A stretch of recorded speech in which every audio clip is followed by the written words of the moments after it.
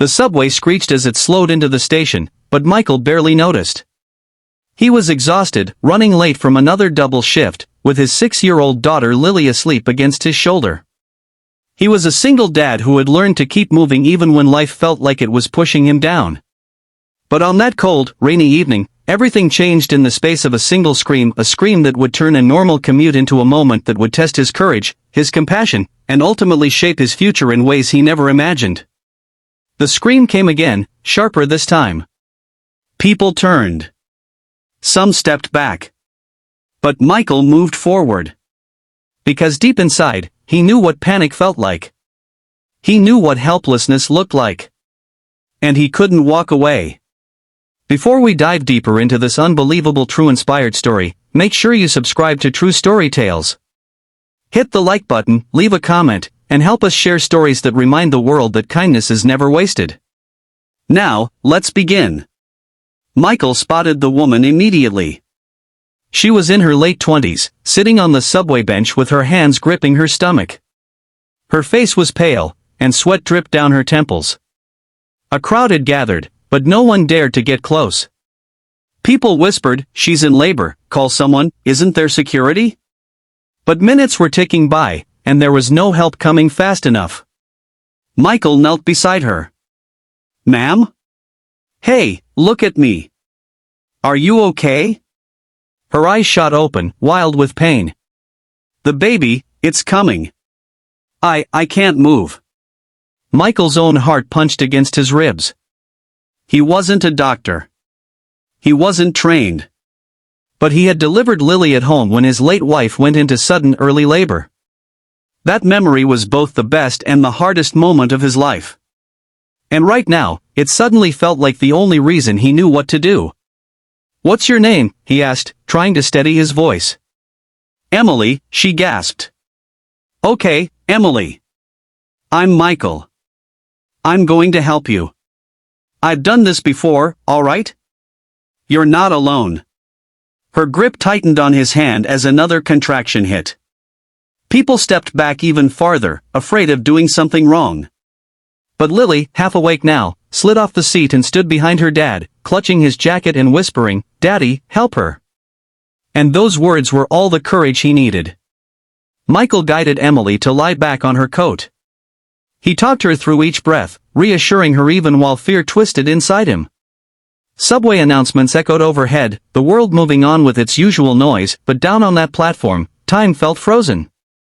"Just breathe, Emily. I'm right here. You're strong. You can do this." She cried out, and he saw the baby crowning. His hands shook, but he held steady. "One more push. You're almost there." And then, like a miracle in the least likely place, a newborn cry shattered the tension. Michael caught the baby, wrapped her in his own jacket, and placed her on Emily's chest. People who had been frozen in fear now erupted in cheers and relief. A few even cried. Lily beamed with pride. Emily sobbed with joy, touching her daughter's cheek. "Thank you," she whispered. "You saved us." Minutes later, paramedics arrived and took over. Emily kept asking for Michael, reaching for him as they lifted her onto a stretcher. "Please," she begged, "come with me." Michael hesitated. He needed to take Lily home. He had work early.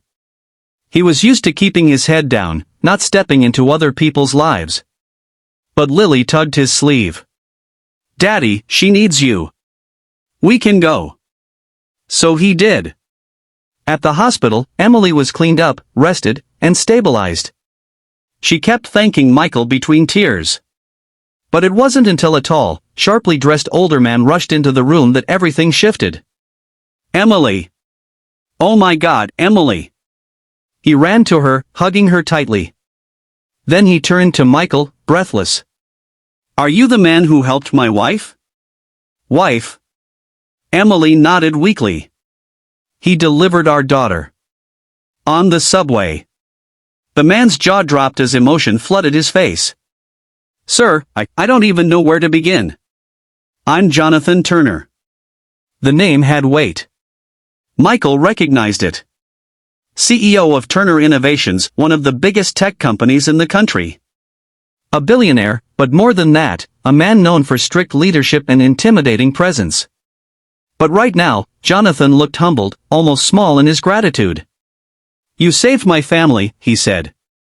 "Anything you need, anything, I'm in your debt." Michael shook his head immediately. "You don't owe me anything. Anyone would have done the same." But Emily smiled sadly. "No. They wouldn't have. Everyone stepped away except you." Jonathan looked at the little girl who was clinging to Michael's leg. "And this must be your daughter?" Lily nodded shyly. "I helped too." "You certainly did," Jonathan said warmly. "Thank you." Michael thought that was the end of it.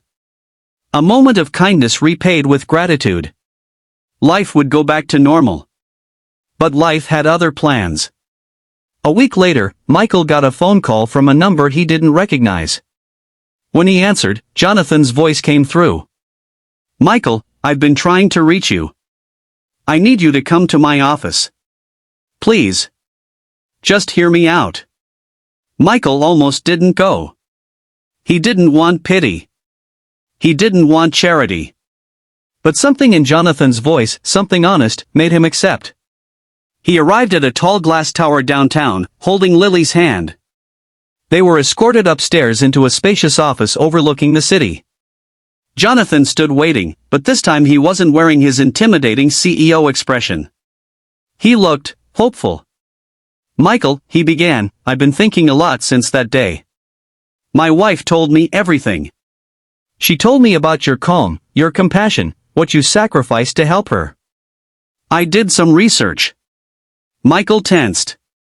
Jonathan continued gently, "You've been working 2 jobs since your wife passed. You've been struggling to keep up with rent, childcare, and everything else.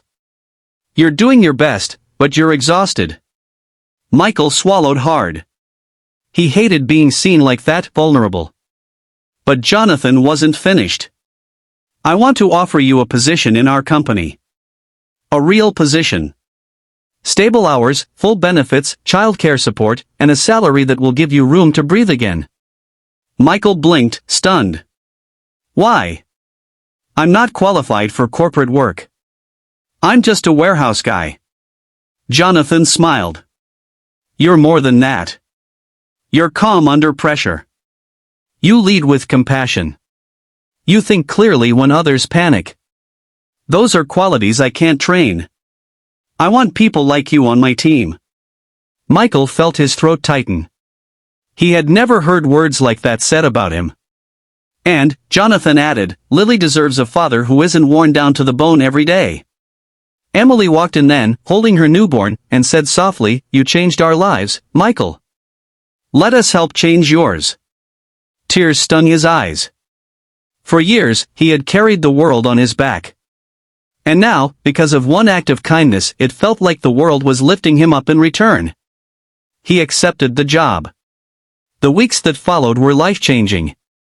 Michael settled into a new role in the employee support department, helping workers in crisis and shaping better policies based on real human needs. His empathy, once something he felt made him too soft, became his greatest strength.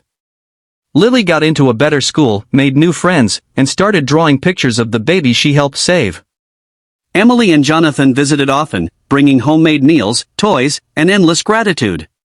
The two families became unexpectedly close. But what touched Michael most was something Jonathan said one afternoon as they watched Lily and the baby playing on the office rug. "It's funny," Jonathan said, "I spend millions every year trying to innovate, trying to make life better through technology. But it took a tired single dad on a subway to remind me what real humanity looks like." Michael laughed softly.